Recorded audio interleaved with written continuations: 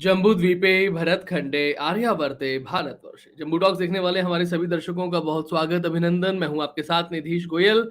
करता हूं आप सभी का यथोचित अभिवादन। कांग्रेस के 100 पाप, इनमें से 3 एपिसोड हम कर चुके हैं और ये बहुत महत्वपूर्ण श्रृंखला इस समय बन चुकी है, क्योंकि हम अक्सर जब बात करते हैं 1947 से आगे की बात करते हैं। हम बात कर रहे हैं 1885 से लेकर के अब तक की। किस तरीके से बीच-बीच में ब्रेकडाउन्स हुए, उन ब्रेकडाउन्स से के बाद में अंग्रेजों को अपनी सत्ता बचाने के लिए, उसको कायम रखने के लिए किन लोगों की आवश्यकता पड़ी, किस तरीके से उन लोगों को उन्होंने अपने एजेंट के रूप में अपॉइंट किया, किस तरीके से वो गीत बनाए गए, साबरमती के संत तूने कर दिया कमाल, दे दी हमें आजादी बिना खड़ग बिना ढाल, आंधी में भी जलती रही गांधी तेरी मशाल। उस मशाल में एक्चुअली कितनों के घर जले थे, उस मशाल ने कितने सनातनियों के घरों को जलाया था, बर्बाद किया था। हिंदुस्तान को बर्बाद करने में उन्होंने कोई कसर बाकी नहीं रखी थी। किस तरीके का देशद्रोह उन्होंने निकाल करके सामने रखा था, जिन्हें हम अपने नोटों पर देखते हैं, जिनके लिए जिनके जिनके जैकेट्स पर हम लाल गुलाब लगाया हुआ देखते हैं। किस तरीके से उन्होंने इस देश को बर्बाद करने का काम किया था,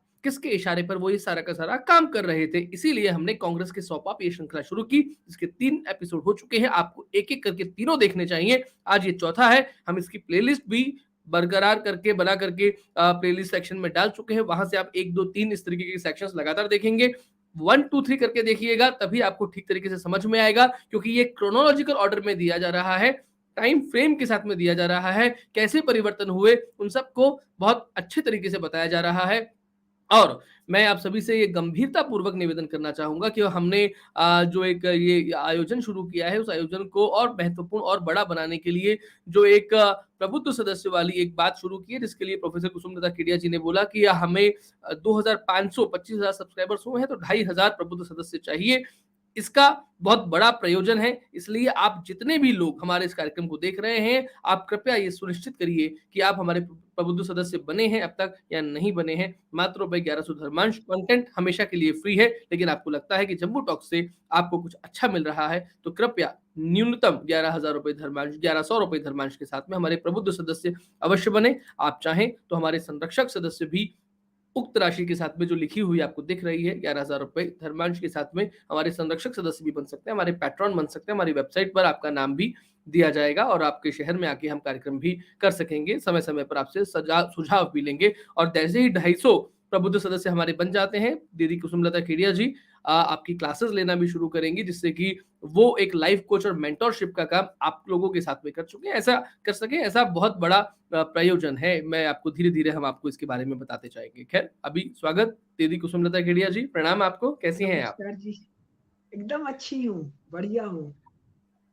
अब प्रबुद्ध सदस्यों की संख्या बढ़ी कि नहीं बढ़ी? जी, थोड़ा बढ़ा है, अभी नहीं लेकिन अभी बढ़ी। रफ्तार बहुत कम है, हाँ, अभी रफ्तार बहुत तो कम है। मुझे सुनने वालों तुरंत प्रबुद्ध सदस्य बनिए। मैं आप लोगों के साथ प्रत्यक्ष काम करने के लिए बहुत उत्सुक हूँ। तो अब अपना मूल विषय जो जी, कांग्रेस के 100 पाप, नेहरू गांधी वाला जो पूरा मामला था, 3 हो चुके, 4 हो, ये चौथा है। इसमें जी, मैं मूलतः शुरू करूंगी 4-5 कम से कम 2 जो जी, मिश्र जी ने गिनाए, और उसके बाद उसमें से जो बचा नजर आएगा, और वो तिब्बत वाला मामला और 1962 की लड़ाई वाला मामला, वो तो मैं बहुत विस्तार से बाद में लूंगी। जी। तो आज मैं वो उठा रही हूँ जो ये लेख था रामेश्वर मिश्र पंकज जी का। कांग्रेस की इस विदाई, लेख देश की के भलाई। पॉइंट उठा रही हूँ, और ये छपा था योग संदेश में जुलाई 2013 को। तो अब इसके आधार पर मैं बोल रही हूँ। तो इस योग संदेश के पृष्ठ संख्या 22 पर आइटम नंबर 14, 13 मैंने छोड़ दिया है। इस 2 पॉइंट को मैं बहुत विस्तार से दिखाऊंगी। जो चीन वाला, तिब्बत वाला, कम्युनिज्म वाला जो मामला है, वो बाद में मैं लूंगी। तो जी, अभी चूंकि हमने पिछले एपिसोड में बताया था ट्रांसफर ऑफ पावर जो हुआ था, उसकी जो शर्तें थी, उसके कारण देश के पूरे व्यवस्था में जो विकृतियां आई, जो टूट फूट हुआ और उससे जो हमारा बड़ा नुकसान हुआ, उस पर चर्चा कर। जी। तो भारत बहुत प्राचीन राष्ट्र है, बहुत ही प्राचीन है। एंगस मेडिसन की किताब देखें, जिसमें केवल वो 2000 साल ले रहा है, तो उसमें 1500 साल वो यूरोप के किसी देश का नाम तक नहीं दे रहा है। और तब भी भारत को सब गड़बड़ियां करने के बावजूद 1/3 जीएनपी, जीडीपी, एक्सपोर्ट दुनिया भर में 1/3 और 1/3 से ज्यादा का अंश दे रहा है।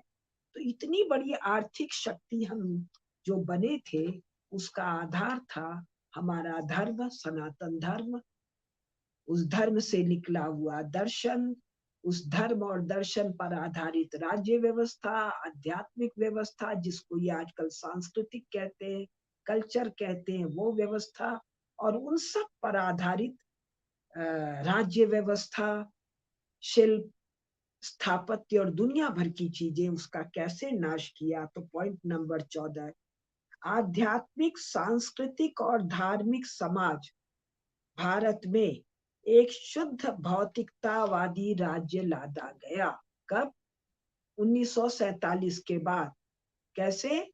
संविधान के द्वारा, जिसको 26 जनवरी गणतंत्र दिवस कहते हैं, वो यही है, इस पाप को भारत पर लादने का दिवस। और हिंदू धर्म तथा भारतीय संस्कृति को स्पष्ट वैधानिक राजकीय संरक्षण नहीं दिया गया, जबकि प्रत्येक देश में बहुसंख्यकों के धर्म को राजकीय संरक्षण प्राप्त है तथा धर्माचार्यों को राज्यसभा जैसी संस्थाओं में निर्णायक हैसियत दी जाती है। स्वयं इंग्लैंड में, स्वयं फ्रांस में, स्वयं यूनाइटेड स्टेट्स ऑफ अमेरिका में, स्वयं जर्मनी में, जिनको हम लोग भारत में बैठकर सेकुलर राज्य समझते हैं, इन सब जगह उनके धर्माचार्य नहीं, उनके चर्चाचार्य, चर्च के आचार्य, आचार्य भी कहना गलत है, चर्च के प्रीस्ट, पोप, पादरी, बिशप, उन लोगों को राज्यसभा का मतलब क्या हुआ? लेजिस्लेशन, देश के लिए कानून बनाने का काम वहां पर चर्च के पास है। बाकी जगह जो कम्युनिस्ट देश है, वहां कम्युनिस्टों के पास है, और जो स्वयं को इस्लामिक देश कहते हैं, वहां पर मुल्ला मौलवियों के पास है। लेकिन भारत, जो लाखों साल से इतना बड़ा राष्ट्र था, क्यों था? क्योंकि यहाँ नारद मुनि, शुक्राचार्य जी, सुखदेव महाराज जी, मेरे को तो सबका भी नाम भी नहीं आता है, वशिष्ठ महाराज, विश्वामित्र महाराज, और कितने अपने आध्यात्मिक लोग हैं, जिन्होंने इतने प्रकार की नीतियां दी राज्य और समाज के संचालन के लिए। तो धर्माचार्यों को लेजिस्लेशन से बाहर कर दिया गया। और लेजिस्लेशन में कौन बैठे? इसी प्रक्रिया में कौन लोग बैठे? अतीक, अतीक अंसारी जो भी मारा गया है, अतीक जो अहमद, अतीक क्रिमिनल्स अहमद। हैं, ये क्रिमिनल्स भारतीय संविधान में लेजिस्लेशन में बैठे। मुख्तार अंसारी, एमए, एमपी और एमएलए और एमएलसी, ये जो बनते हैं, ये क्या है? ये कानून बनाने की संस्थाएं, लेजिस्लेटिव असेंबली, जहां लेजिस्लेशन होता है, उनके ये मेंबर है, भारत के धर्माचार्य नहीं है।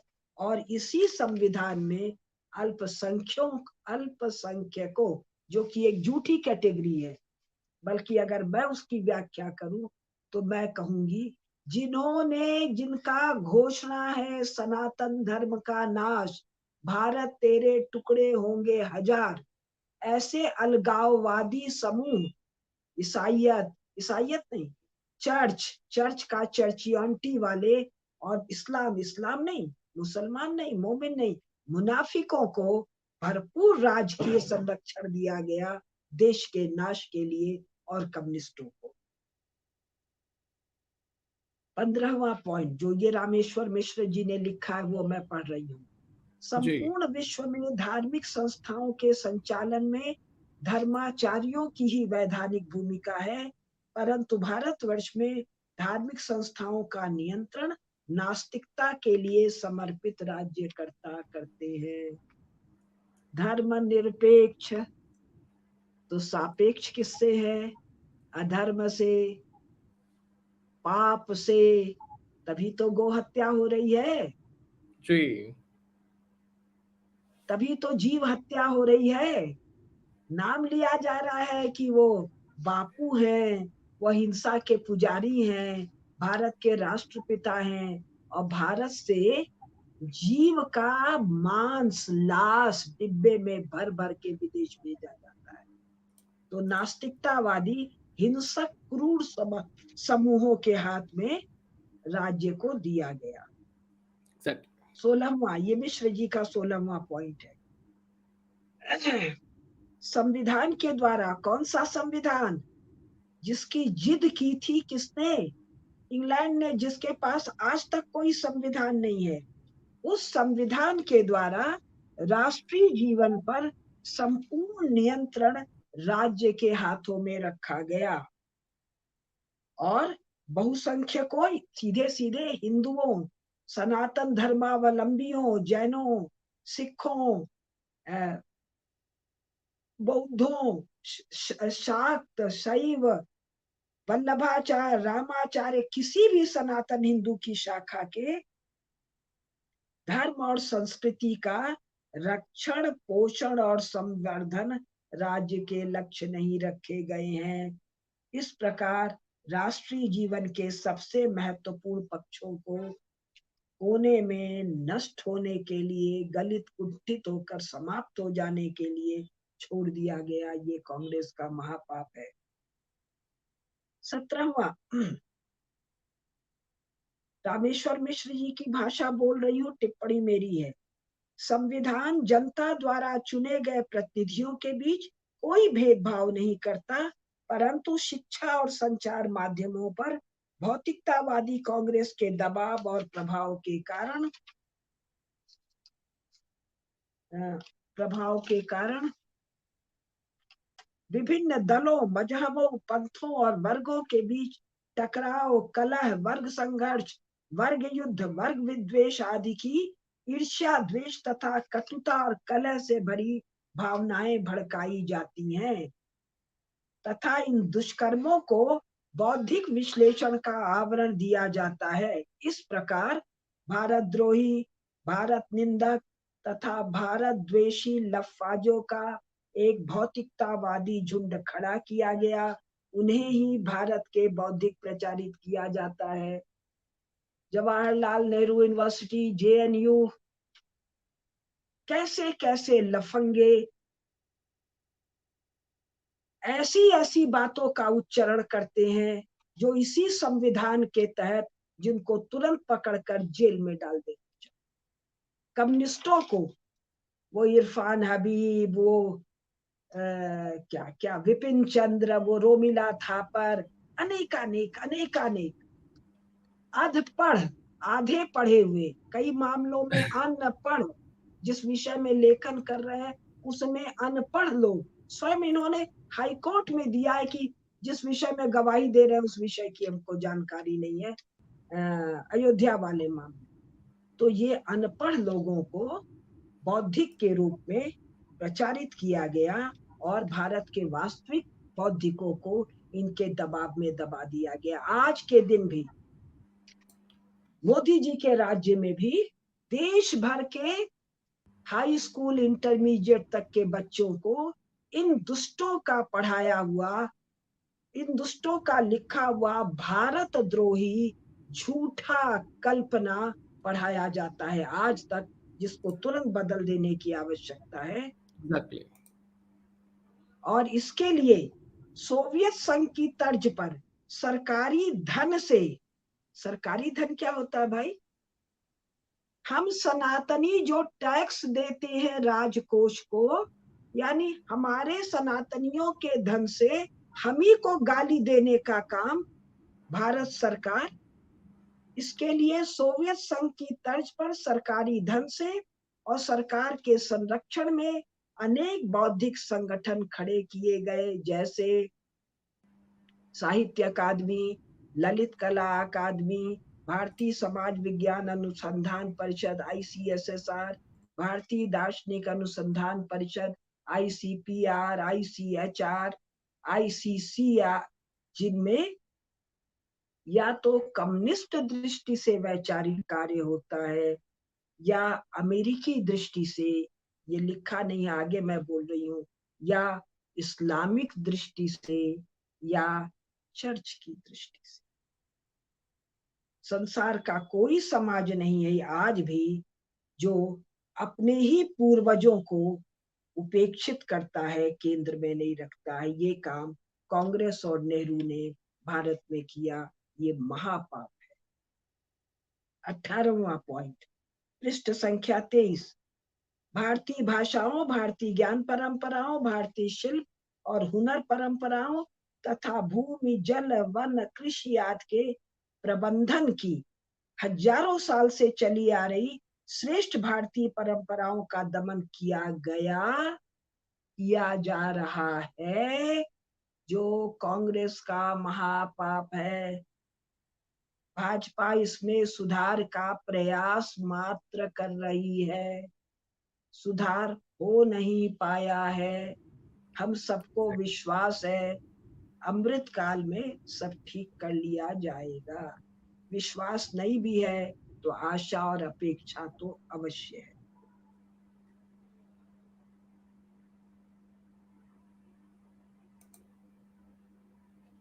अब इसमें हम 19वां पॉइंट फिलहाल छोड़ रहे हैं, ये 47 के पहले का है,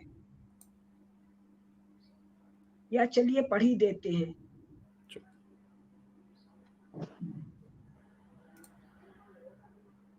जवाहरलाल नेहरू ने, हम थोड़ा छोड़ के पढ़ रहे हैं 19वां पॉइंट। जवाहरलाल नेहरू ने अपनी पिता की मृत्यु के बाद कम्युनिस्ट इंटरनेशनल से जुड़ गए और भारत में सोवियत संघ की तरह का कठोर तथा सर्वाधिकारी राज्य बनाने का स्वप्न देखने लगे। इसके लिए कांग्रेस के भीतर एक सोशलिस्ट ब्लॉक बनाया। इस प्रकार एक राष्ट्रीय मंच, जिसमें तिलक थे, सावरकर थे, जिसमें श्री अरविंद थे, लाला लाजपत राय थे, बिपिन चंद्र पाल थे, चित्तरंजन दास थे, इस राष्ट्रीय मंच को कम्युनिस्ट पार्टी की भांति एक मतवादी पार्टी बनाने की योजना पर काम किया। 47 के पहले और 47 के बाद तो बना ही दिया। ये श्री नेहरू और उनकी मंडली का महापाप है। 20वां, जिन लोगों ने सोवियत संघ की नकल के स्थान पर भारतीय जड़ों वाला नहीं भाई, भारतीय प्रकार का कोई सोशलिज्म लाने की कोशिश की, उसमें सर्व प्रमुख थे डॉक्टर राम मनोहर लोहिया। रामेश्वर मिश्र जी राम मनोहर लोहिया जी के शिष्य थे। तो कोई भारतीय प्रकार का समाजवाद, अरे समाजवाद भारतीय प्रकार कैसे होगा भाई। खैर, मिश्र जी का लेखन है। नेहरू जी की सक्रिय भूमिका के कारण उन्हें कम्युनिस्टों द्वारा कांग्रेस सोशलिस्ट पार्टी से बाहर निकाल दिया गया। राष्ट्रीय मंच को काडर आधारित पार्टी बनाने का यह पाप नेहरू और उनके अनुयायियों ने किया। 21वां, जिस गांधी की लाठी का सहारा लेकर नेहरू प्रधानमंत्री बने, उनके ही विचारों का मजाक उड़ाया गया। उन्हें बैलगाड़ी युग का व्यक्ति कहा गया नेहरू के द्वारा। उनके विचारों को पुराना, बासी और अस्वीकार्य बताने लगे। महामना मालवीय को प्रतिक्रियावादी बताकर राजनीति से बाहर जाने को विवश किया गया। केवल मालवीय जी को नहीं, मालवीय जी तो ये 47 के पहले वाला मामला है। 47 के बाद अनेक जो सनातन धर्म में जिनकी जड़ें थी, ऐसे श्रेष्ठ कांग्रेसियों को 47 के बाद भी बाहर किया गया। अब फिर सुभाष बाबू वाला है, वो हम रोक रहे हैं, इसको हम रोक रहे हैं जी। 26वां पॉइंट, बहुत सा पॉइंट अब 47 के बाद वाला ही मैं ले रही हूँ, और जो छूट रहा है उसको एक साथ बाद में लूंगी। ठीक।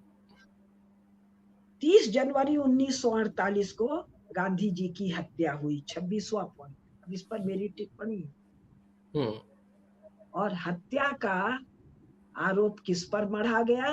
नाथूराम गोडसे पर। जी। नाथूराम गोडसे उनको प्रणाम करते हैं और वो पिस्तौल माउजर क्या बोलते हैं उससे गोली मारते हैं। गोली सीधे लगना चाहिए। गांधी जी के देह में गोली तिरछी लगी है और वो गोली नाथूराम गोडसे के रिवॉल्वर की नहीं है। 3 गोली बताया जाता है, टोटल 4 गोली है और जो निकली हुई गोली है वो गायब है। और गांधी जी का पोस्टमार्टम नहीं किया गया। गांधी जी के साथ जो आई विटनेस वो 2 कन्याएं थी, मनु और आभा, उनका बयान नहीं लिया गया। और नाथूराम गोडसे को जब फांसी की सजा दी गई है तो जजेस का कहना था कि यदि ज्यूरी होती तो नाथूराम गोडसे को हत्या के दोष से बरी कर देती। और नाथूराम गोडसे ने अपील नहीं किया और वो जजमेंट तक जो कांग्रेस की सरकार में डिस्ट्रिक्ट कोर्ट का मतलब नीचे सेशन जज क्या कहते हैं उसका जो जजमेंट था उसको आज तक पब्लिक नहीं किया गया। और राइट टू इंफॉर्मेशन में यदि उसको मांगा जाता है तो कहा जाता है देश में हलचल मच जाएगी। क्यों हलचल मच जाएगी भाई?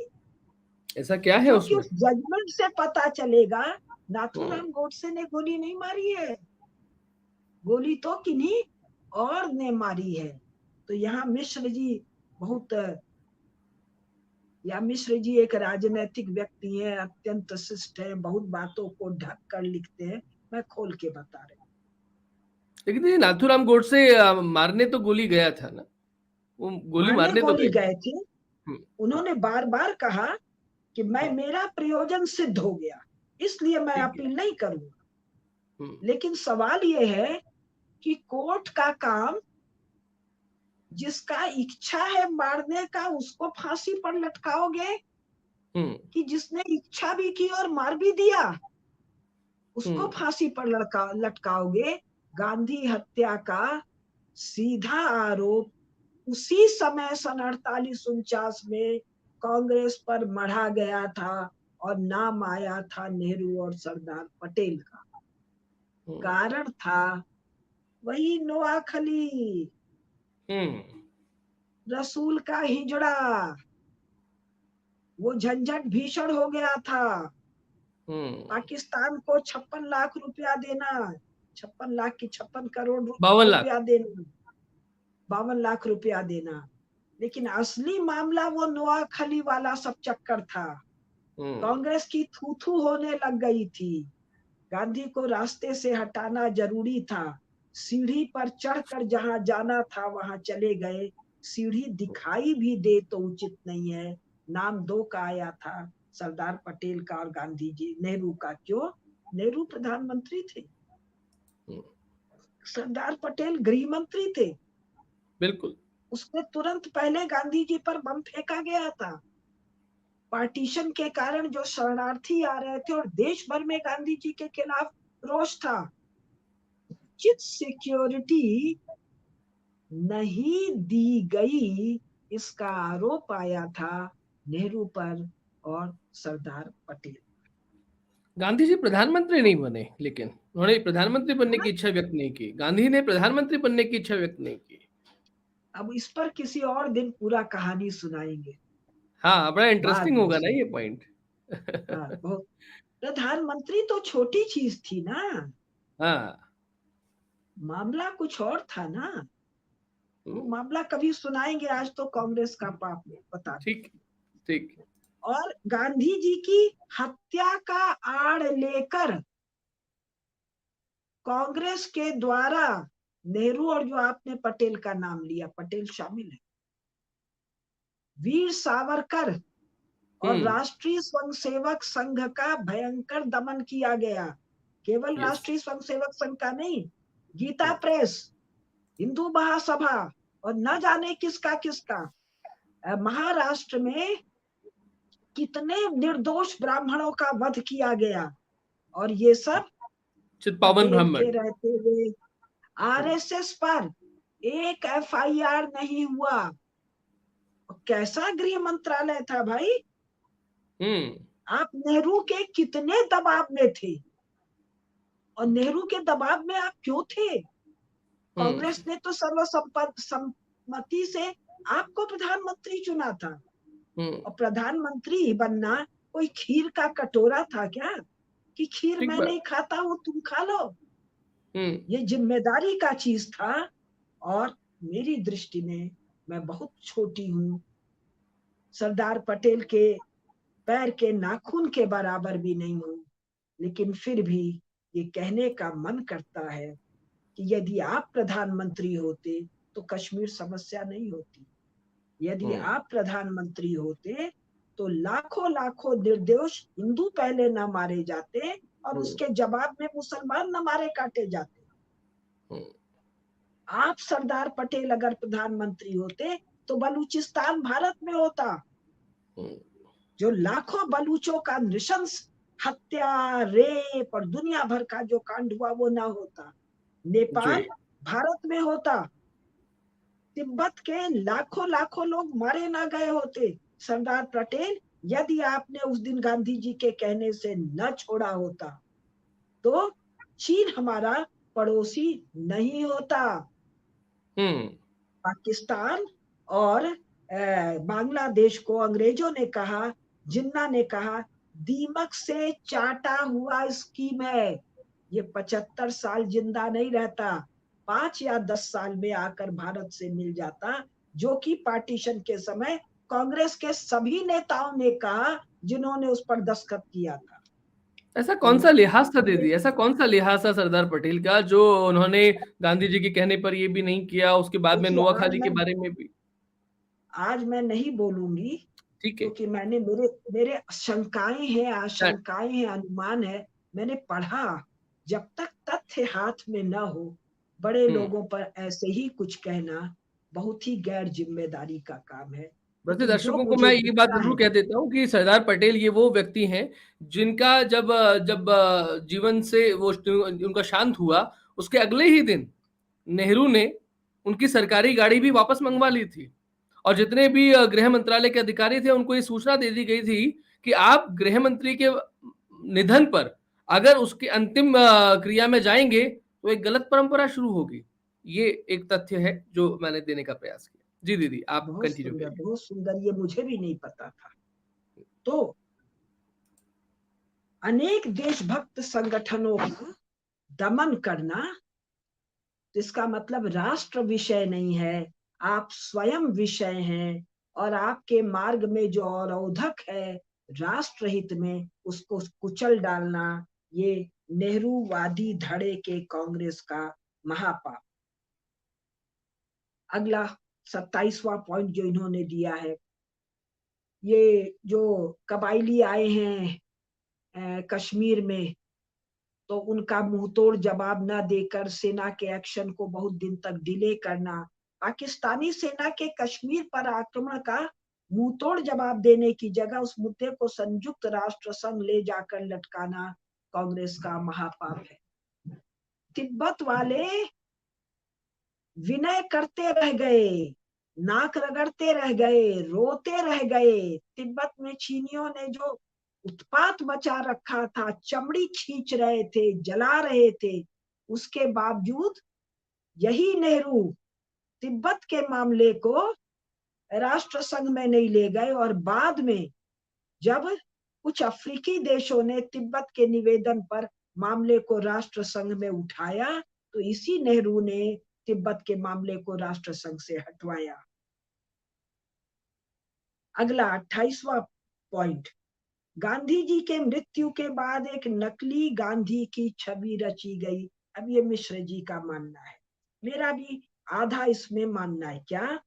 गांधी जी की वेद निष्ठा मेरी दृष्टि में नहीं, गो निष्ठा हाथी, गायत्री निष्ठा, गंगा भक्ति, सनातन धर्म में निष्ठा, निरंतर स्वाध्याय एवं भक्ति, संस्कृति की भक्ति आदि गांधी के गुणों को छिपाकर, ये इसमें थोड़ा मैं एक टिप्पणी जोड़ दूं, ये उस वक्त 99.9% भारतीयों की स्थिति थी, जी। हिंदुओं की स्थिति थी। Nehru and Motilal and company type 0.001% लोगों में ये नहीं था। 47 के बाद क्या किया गांधी? गो भक्त हैं, गांधी गंगा भक्त हैं, ये बात गायब कर दी गई। और क्या बताया, अल्पसंख्यकों के लिए जान देने वाला व्यक्ति प्रचारित किया, जो गांधी के प्रति नेहरू धारा का महापाप है। मेरी दृष्टि में नहीं है। बड़ाई करने के नाम पर उसका दोष ही तो उजागर किया कि अल्पसंख्यकों का बड़ा खास आदमी है, लेकिन ये उन्होंने इसलिए किया वोट के लिए। फिर 29वां, आर्य समाज, राम राज्य परिषद आदि के नेताओं को मिलाकर कांग्रेस का समर्थक बनाना। कांग्रेस पार्टी हो गई। 1947 में गांधी जी क्या कह रहे हैं, कांग्रेस का विलय करो। क्यों? कांग्रेस पार्टी नहीं है, कांग्रेस एक मंच है। किस प्रयोजन का मंच है? स्वाधीनता आंदोलन का मंच है। लेकिन नेहरू एंड कंपनी ने कांग्रेस पार्टी को विलय नहीं किया, वरन इसको एक पॉलिटिकल पार्टी में कन्वर्ट कर दिया, यद्यपि काम पहले ही हो चुका था 35 और उसके पहले वाले इलेक्शन में जी। लेकिन अन्य जो दल आ रहे थे, उनके दलों के नेता को अपने में मिला लिया, उन दलों को नाश किया, उन संगठनों का नाश किया। इसमें 3 बता रहे हैं, आर्य समाज, राम राज्य परिषद आदि के नेताओं को मिलाकर कांग्रेस का समर्थक बनाना। इसमें हिंदू महासभा भी थी और बहुत से थे। एक दूसरी ओर टिप्पणी दीदी हिंदू आपसे धर्म के चाहूंगा, एक विरुद्ध। टिप्पणी आपसे छोटी सी चाहूंगा, एक टिप्पणी आपसे यहाँ पर चाहूंगा छोटी सी कि 1885 में कांग्रेस की स्थापना होती है, 1947 में जो भी तथाकथित आजादी मिलती है, यानी कि 47 और 15, ये कुल मिला के 62 वर्ष। 62 में ब्रिटिश एजेंट्स आए, सब कुछ हुआ, लेकिन फिर भी भारत को 62 वर्षों में उन्हें छोड़ के जाना पड़ा। क्या ये 72 एक, साल 72, हाँ जी, 85 से 47 और 15, हाँ हाँ 62, 62, ठीक है। 62 वर्ष, केवल 62 वर्ष में, 62 वर्ष बहुत बड़ा कालखंड नहीं होता है। इतना सब कुछ करने के बावजूद भी छोड़ के जाना पड़ा। क्या ये इसका कारण ये है कि हिंदू एक ऐसा धर्म है, एक ऐसा संप्रदाय, हम कुछ भी उसको नाम दें, जो उन देवी देवताओं की पूजा अर्चना करता है जिनके हाथ में शस्त्र हैं।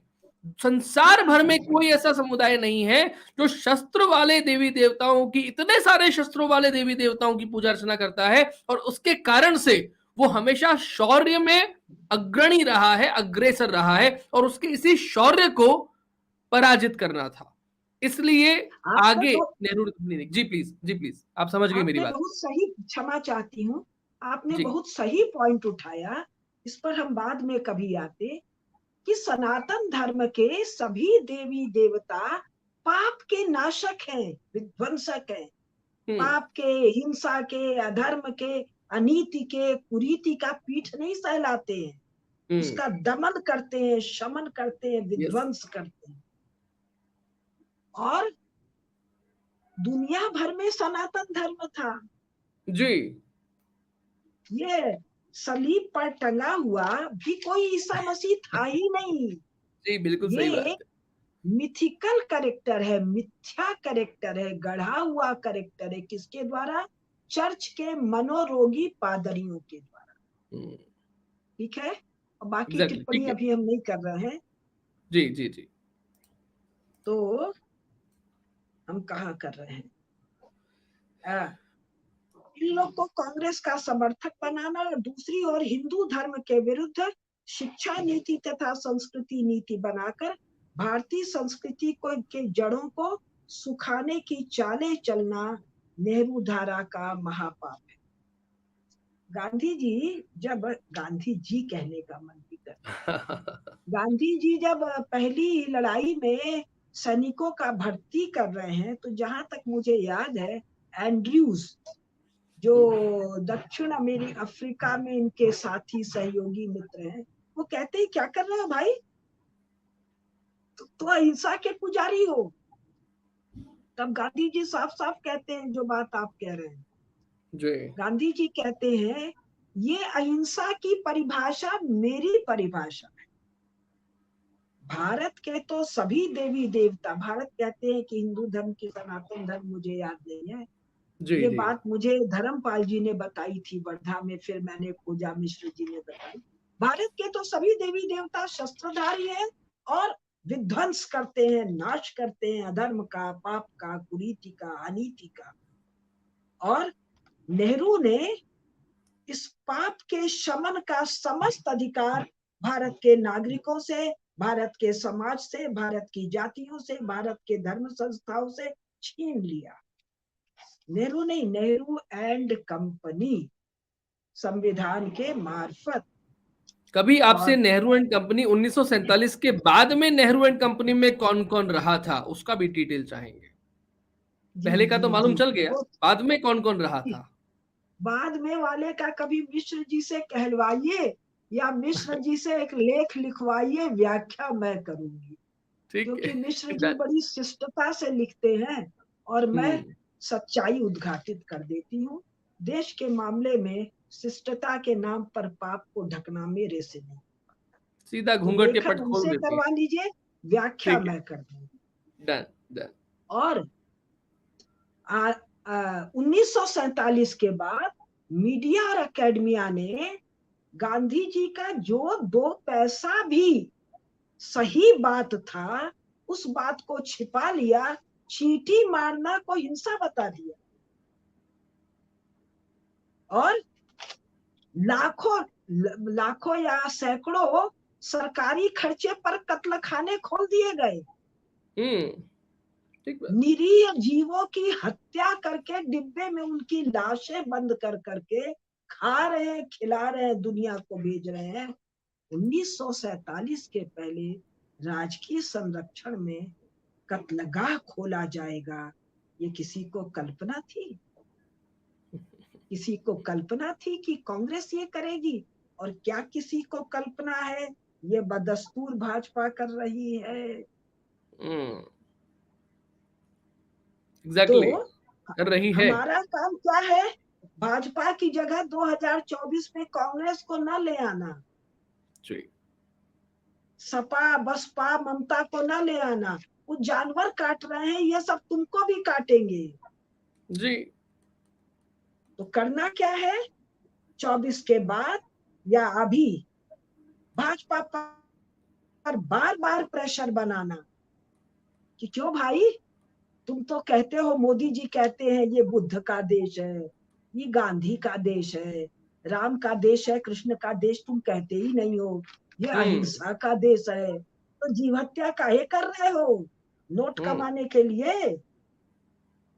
बुद्धि से विरोध करो, नीति से विरोध करो, ऐसा विरोध करो कि मोदी जी की सरकार तिलमिलाकर, घबराकर, टेंशन में आकर खटाक से कानून बना दे, जीव हत्या भोजन के लिए नहीं होगा। मूर्खों की तरह क्षमा चाहती हूँ, क्योंकि जी जिनको मैं मूर्ख कह रही हूँ वो मुझे अति प्रिय हैं, विद्वान लोग हैं, लेकिन राज्य के मामले में ये मूर्खता है ठीक कि बात। मोदी जी गोहत्या नहीं बंद कर रहे हैं, मोदी जी हज की सब्सिडी नहीं बंद कर रहे हैं, मोदी जी उन लोगों को छात्रवृत्ति दे रहे हैं, क्या क्या कर रहे हैं। पढ़ती हूँ कभी कभी, बहुत सारे गलत काम हो रहे हैं। तो हम कांग्रेस को ले आएंगे, सपा बसपा को ले आओगे, केजरीवाल को लाओगे, ममता को लाओगे, मोदी से किसी श्रेष्ठ को लाओगे कि मोदी से 100 गुना किसी हीन को लाओगे? आजकल लोग एकम सनातन दल को भाजपा लाना में चाह बहुत रहे हैं, कमियां काफी हैं, लोग। भाजपा काफी में लोग। बहुत कमियां हैं, तो जी। भाजपा से 100 गुना निकृष्ट को लाओगे या लोग वर्तमान भाजपा पर दबाव बनाकर? भाई दबाव किस चीज का होता है? वोट का होता है। आजकल लोग दीदी एकम सनातन नाम से एक और राजनीतिक पार्टी अस्तित्व में आ रही, उसके बारे में भी लोग बात कर रहे हैं कि उनको लाएंगे। उसको तो आना ही चाहिए। मिश्र जी हम्म तो कब से कह रहे हैं कि भाई भारत में जितनी पार्टियां होनी चाहिए वो सब सनातन धर्म के अनुकूल होनी चाहिए। जी भाजपा भी है, एकम सनातन भी है, और 2 4 5 आए। अब चूंकि ये 1 सीट पाएंगी, 2 सीट पाएंगी, नहीं पाएंगी, सरकार बनाने में इनको बनाएंगी कि नहीं बनाएंगी 100 साल लगेगा, ठीक लेकिन बात। 1 2 सीट लाने के चक्कर में इनका स्टेक कुछ नहीं है। दे आर, भारतीय राजनीति में दे आर नथिंग, भाजपा के सामने कुछ नहीं है, इसलिए इनका कोई स्टेक नहीं है। तो ये बढ़ चढ़कर हिंदू हितों का बात करेंगी। एग्जैक्टली, बिल्कुल बात समझ रहे? भाजपा तो नहीं करेगी। ठीक बात है। भाजपा तो उतना करेगी जितना वो कर पाएगी। हम्म, अब वो कश्मीर वाले सज्जन जो पार्टी बनाए हैं, उनको तो जी ज्ञान है ना कि सत्ता उनके हाथ में नहीं आनी है। सही बात है, उनको पता सत्ता है। आनी छोड़ो, 1 2 3 विधायक उधायक आ जाएंगे कहीं निर्दलीय, फिर वो सब जाके भाजपा के साथ हाथ मिलाकर सरकार बना लेंगे। हम्म लेकिन वो उन बातों का मांग कर सकेंगे हम्म जो मांग सपा बसपा कांग्रेस केजरीवाल तो करेगी ही नहीं। जिन्होंने पार्टी मैनिफेस्टो में डाला है जिन चीजों को, उसकी मांग कर हाँ, सकते हैं। और ठीक बात। भाजपा वालों के लिए अच्छा होगा कि उनको एनडीए में शामिल करेंगे। हम्म ठीक है ना? तो कम ठीक से बात। कम जैसे शिवसेना है, मैं वही नाम बोलने वाला ठाकरे था। बाला साहब के समय जो बिल्कुल। शिवसेना थी, अलग हाँ, दल है, अलग पार्टी है, ठीक बात है। लेकिन प्रयोजन एक है, लक्ष्य हम्म एक है। अभी 50 साल भाजपा के सामने किसी को आना नहीं है, तो इसका मतलब ये हुआ कि जितने विपक्षी हैं सब देशद्रोही हो, ठीक हिंदू बात है। द्रोही हो। देशभक्त, हिंदू भक्त, सनातन धर्म में जिनकी जड़ें हैं, वैसे अनेक नन्हे नन्हे नन्हे नन्हे दल आए और इन दुष्टों को बाहर करे और भाजपा को इनका प्रश्रय करना चाहिए। लेकिन मैंने एक आध जगह हेडिंग में देखा, भाजपा का विकल्प। अरे मूर्ख, ये राजनैतिक मूर्खता। भाजपा का विकल्प कहोगे, भाजपा वाले उसकी गर्दन दबोच देंगे। हम्म, भाई राजनीति में आप लोग क्यों है? सत्ता के लिए है ना। ठीक बात है। और सत्ता के लिए है, ये राजनीतिक दल बोलेगा नहीं। हम्म क्यों नहीं बोलेगा? बोलने से वोट नहीं मिलेगा। तो ये हम्म मोटी मोटी, जब इस बेहूदी डेमोक्रेसी को अंगीकार कर लिया गया है हम्म और भाजपा का बुराई करने वाले सभी लोगों को डेमोक्रेसी बहुत चाहिए, हम्म राजा लोग नहीं चाहिए किसी को। हम्म, तो इस डेमोक्रेसी के जो जो कंपल्शंस हैं, जो इनर लॉजिक है, भाजपा उससे बाहर कैसे जाएगी? एग्जैक्टली। तो अब जो नए नए दल आएंगे वो कहेंगे सेवक नहीं, हमको राजा चाहिए जो सही रक्षा बात। करे। हम्म ये दल कहे कि राजनीतिक दल का काम है हिंदुओं का, सनातन धर्मियों की रक्षा करना, सेवा हम लोग स्वयं कर लेंगे, अपना ठीक बात है। समाज अपने कार्य स्वयं कर लेगा। अब भाजपा तो ये नहीं बोलेगी। हम कितनों भाषण देते हैं, हमसे ज्यादा ज्ञानी है मोदी जी। मोदी जी को पता है सेवा करेंगे सेवा करेंगे सेवा करेंगे, बोलने से वोट मिलेगा। हम्म मैं प्रधान सेवक हूं, मैं प्रधान सेवक हूं। लेकिन दूसरे जो दल आए, हम्म सनातन धर्मी दल, वो कहें कि नहीं, हमको सेवक नहीं चाहिए, हमको राजा चाहिए जो चक्रवर्ती रक्षा राजा करे, चाहिए।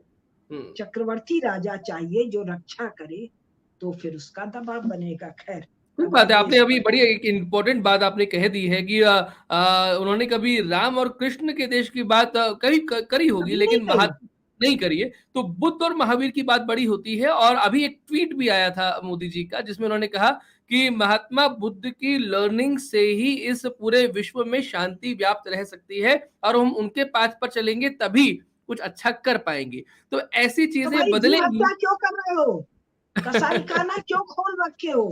अब वो जो एग्जैक्टली, एकम सनातन पार्टी है, अब उसका काम है तुरंत बोले कि बिल्कुल। आपको लग रहा है बुद्ध से होगा हाँ, और किसी से शांति नहीं है, तो भाई कत्ल खाना तो बंद करो।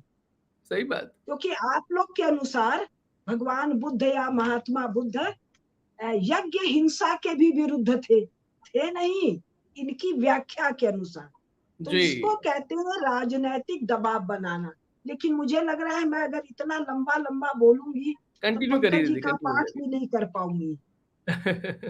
मैं एक काम करूंगी, ये जी दीदी। वाला जरूरी जरूरी पढ़ देती हूँ, हुँ, बाकी इस टेक्स्ट को आप जम्बू टॉक पे दिखा दीजिएगा, ठीक है, या मैं अपने दिखाता क्या हूँ। होता है ना, ईमेल या वेब पेज, उस पर डाल मैं दीजिएगा। कम्युनिटी पोस्ट करता हूँ उसको, कम्युनिटी हाँ, पोस्ट करता हूँ। और तब तक मैं इसको मोटा मोटा जरूरी चीज पढ़ जाती हूँ। ठीक है। इतना पढ़ने में बहुत कुछ हो जाएगा। हुँ, हाँ, ये बहुत महत्वपूर्ण है। 1947 की ये पॉइंट नंबर 31 है, और पढ़ते समय हम थोड़ा हेर फेर कर रहे हैं व्याख्या की दृष्टि से। 1947 के पहले संपत्ति व स्वामित्व की भारतीय परंपरा एक बड़े भूभाग में चल रही थी। देशी हिंदू राज्यों में पूरी तरह भारतीय धर्मशास्त्रों को ही इस विषय में प्रमाण माना जाता था। नेहरू ने सत्ता संभालते ही संपूर्ण राष्ट्र की संपत्ति का स्वामी राज्य को बनाने वाला कानून रचा। कैसा? कम्युनिस्टों के पैटर्न पर, सोवियत रूस के पैटर्न पर। और ये करना महापाप है। 32वां, सोवियत संघ की तरह किसानों को कमजोर कर, गांवों को उजाड़ कर, किसानों को मजदूर बनाकर शहर लाने को विवश करने की योजना पर नेहरू ने काम किया। ये कांग्रेस नेहरू का महापाप है। खर्च पर रोक लगाने की जगह धन कमाने पर ही रोक लगाकर राष्ट्रीय समृद्धि को बाधित करना कांग्रेस और नेहरू का पाप है, महापाप है। देश की समस्त धन संपदा पर राज्य का हक है। 34वां, और वह उस पर संपत्ति कर, आय कर आदि मनमाने ढंग से लगा सकती है। 60% तक लगा दिया था इन सबों ने। यह सोवियत अवधारणा भारत पर बलपूर्वक लादना तथा धन कमाने वालों को खलनायक की तरह प्रस्तुत करना। वैश्य, 4 वर्ण में एक वर्ण है वैश्य, जी दीदी। गीता में विभाजित है। इस वर्ण को सोवियत पैटर्न पर खलनायक बनाया। और वैश्य में किसान भी हैं, पशुपालक भी हैं, व्यापारी भी हैं, उत्पादक भी हैं। पूरा जो संसार चल रहा है, ये ब्राह्मण क्षत्रिय ब्राह्मण ज्ञान, क्षत्रिय रक्षण, शूद्र सेवा, शिल्प स्थापत्य, और ये जो पूरा उत्पादन का काम है, ये तो वैश्य था। कपड़ा बुनने वाला भी वैश्य था। तो इनको खलनायक की तरह प्रस्तुत करना और इनके स्थान, इनको कंट्रोल करने के लिए सरकारी अफसरों कर्मचारियों का बड़ा वो जो लाइसेंस, कोटा, परमिट का जी। राज्य खड़ा करना, ये भारत के सामर्थ्य को बाधित करने का महापाप। और फिल्मों के माध्यम से भी ये बहुत ज़्यादा किया गया, जब सूदखोर हाँ, बनिया दिखाया गया। जी। हाँ, ये धन उगाही के धंधों के लगाए गए अफसर कर्मचारी भारतीय नागरिकों के टैक्स से बने भारतीय खजाने का करोड़ों रुपया भ्रष्टाचार में उड़ाते रहे, सोवियत संघ की पैटर्न पर। और ये नेहरू वाले कांग्रेस का महापाप। 35वां, आयकर जी। विभाग, उद्योग विभाग, व्यापार विभाग, दुनिया भर के विभाग, निकाय एवं अधिकरण व्यवहारता धनोपार्जन एवं समृद्धि के राष्ट्रीय प्रवाह में अकारण एवं अनुचित हस्तक्षेप मात्र हैं। राजस्व एवं कर निर्धारण की स्वस्थ नीतियां बनाकर अरबों रुपए का व्यर्थ का विभागीय व्यय रोका जा सकता है। तो 2013 का लेख है। 2014 में के बाद अब तक मोदी जी ने ये बहुत रोकने का कार्य किया है। एग्ज़ैक्टली किया है। कर नीति को सरल बनाकर मात्र ट्रांजैक्शन टैक्स लगाने पर आर्थिक स्वाधीनता एवं समृद्धि संभव है। जो जीएसटी वाला पूरा मामला है, जी। इस समृद्धि को बाधित करना कांग्रेस का महापाप। 36वां, गलत कर नीतियों के द्वारा कमाऊ लोगों में कर चोरी की प्रवृत्ति को बढ़ाना कांग्रेस का महापाप। 37वां, फिर बड़े नेताओं, अफसरों एवं राजकीय अनुग्रह प्राप्त व्यापारियों आदि को काला धन संचित कर विदेशों में जमा करने की सुविधा देने वाला कानून में छेद रखना भी कांग्रेस का ही महापाप। एग्ज़ैक्टली। बहुत बड़ा है भाई। एक 38 वाला पढ़ देते हैं। ये मिश्र जी की खासियत है। 38वां जो है, लॉ वाला जी। जो है, मैंने उनके अलावा किसी के मुंह से नहीं सुना। तो इसको यथावत मैं पढ़ रही हूँ। ये बहुत जी। महत्वपूर्ण है। कानून का मुख्य स्रोत ब्रिटेन सहित सभी यूरोपीय देशों में वहां की परंपराएं, प्रथाएं एवं प्राचीन रीतियां हैं। यानी विधि का स्रोत क्या है? उन यूरोप गए बीते गलित देशों में भी वहां की परंपरा, प्रथा और प्राचीन रीतियां। भारत में भी कागजी तौर पर यही मान्य है,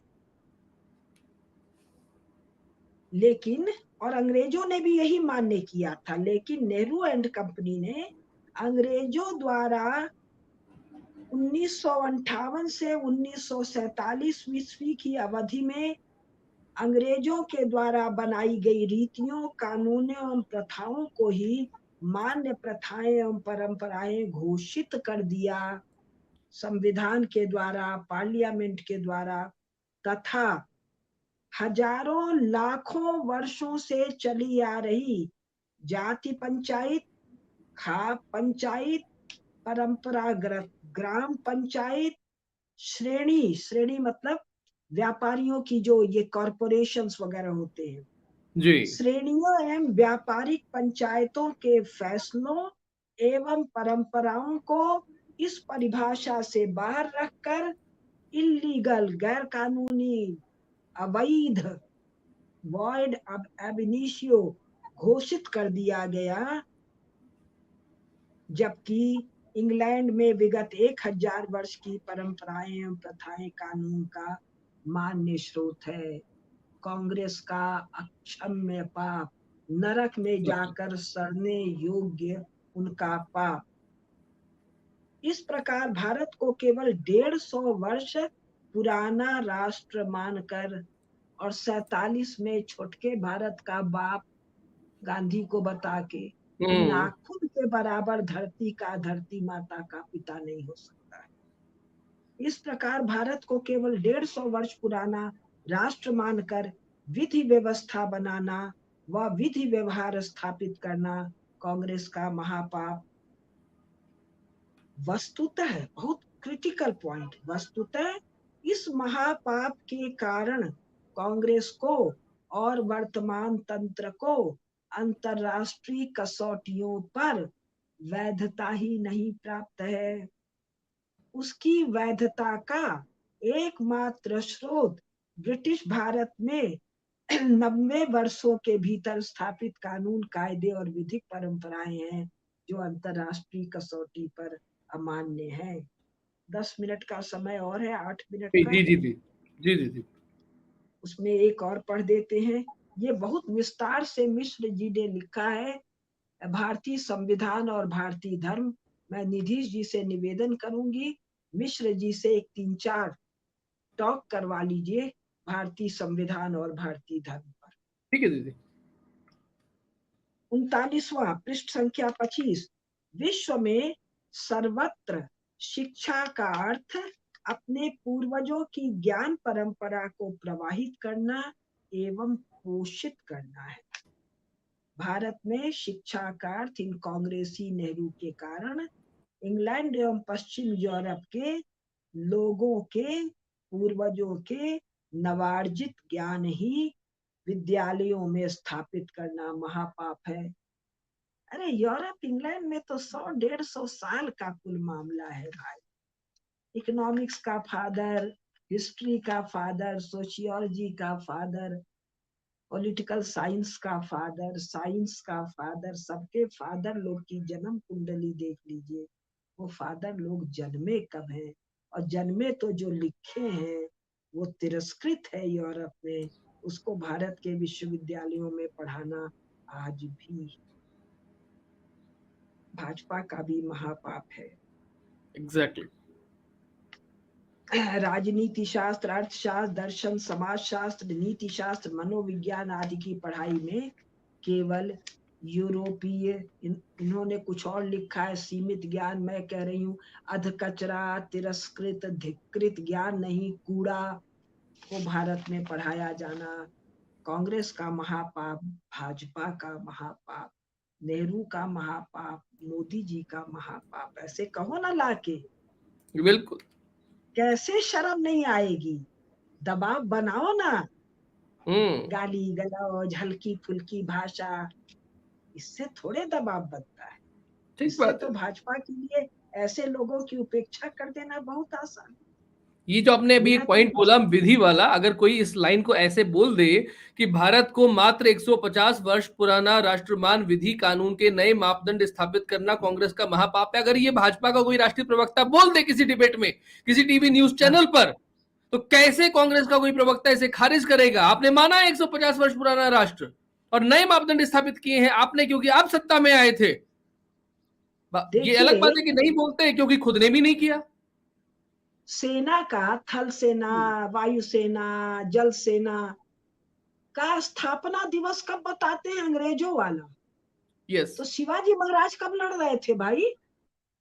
और वो राणा प्रताप हाँ, और वो लचित खुरपकन लक्षित और राज बुरफकन। राजेंद्र राय चोल और हम्म। महाभारत वाली लड़ाई और महाराजा रामचंद्र वाली लड़ाई, राजा रामचंद्र वाली। एग्जैक्टली। भारत की सेना नहीं थी। बोलो कांग्रेस का महापाप, भाजपा का महापाप। राजनीति मेरा विषय नहीं है और भारत की राजनीति तो बिल्कुल ही मेरा विषय नहीं है, लेकिन कैसे आलोचना करके दबाव बनाना, ये मैं रामेश्वर मिश्र जी के साथ रह के सुन सुन के इतना सा समझी हूँ। उतना ही कर लो, भाजपा दबाव में आ जाएगी। क्योंकि एग्जैक्टली। भाजपा वाले लोग निर्लज्ज लोग नहीं है, शील वाले लोग हैं, मान प्रतिष्ठा को प्रिय मानने वाले लोग हैं। उनको लगेगा कि जनता हम पर हंसेगी, ठीक इस बात काम है। को ठीक कर लेंगे। निर्लज्जता का काम विपक्ष के जिम्मे है। आज रोकते हैं 5 मिनट। ठीक है दीदी, काफी हुआ, काफी हुआ, काफी हुआ। जी जी। नो डाउट हमने काफी सारी चीजें आज कवर की हैं और इस आज के इस कार्यक्रम में बहुत सारी बीच की बातें भी आई जो भी बहुत इंटरेस्टिंग लगी होंगी हमारे दर्शकों को। मैं दर्शकों से निवेदन करूंगा कृपया अपने कमेंट्स अवश्य करिए, क्योंकि जब आप कमेंट करते हैं और जितनी संख्या कमेंट्स की ज्यादा होती है, लाइक्स की ज्यादा होती है, यूट्यूब भी अपनी एल्गोरिथम के माध्यम से हमारे कार्यक्रमों को उतना ही रिकमेंड करता है, और जितना यूट्यूब रिकमेंडेशन के माध्यम से कार्यक्रम बढ़ता है उसकी रीच बढ़ती है, और जितनी रीच बढ़ेगी दर्शकों तक जाएगा, उन्हें एग्जैक्ट ये कंटेंट मालूम होगा, उतना हमारे देश के लिए, भारत के लिए अच्छा होगा। एक बार फिर आप सभी से निवेदन करूंगा कि अगर आप अभी तक इतना कार्यक्रम देखा और आपने नहीं सोचा प्रबुद्ध सदस्य बनने का, हम पुनः गंभीरता पूर्वक बल देकर के कह रहे हैं कि आप प्रबुद्ध सदस्य अवश्य बने। ये गंभीरता की बात है। आपका मैं भी बहुत कह धन्यवाद रही हूँ, साहब। निवेदन कर रही हूँ, आदेश दे रही हूँ, इस काम को जल्दी शुरू कीजिए। जल्दी एग्जैक्टली। और आइए, ढाई आप लोगों से मिलने, बात करने, काम शुरू करने का मन है जी। बहुत सुंदर दीदी, बहुत धन्यवाद इस चर्चा को इतना एक एक अलग लेवल तक ले जाने के लिए। आपका बहुत धन्यवाद दीदी। इसी के साथ मैं आज के कार्यक्रम को पूरा करता हूँ। बहुत नमस्ते, प्रणाम, वंदे मातरम।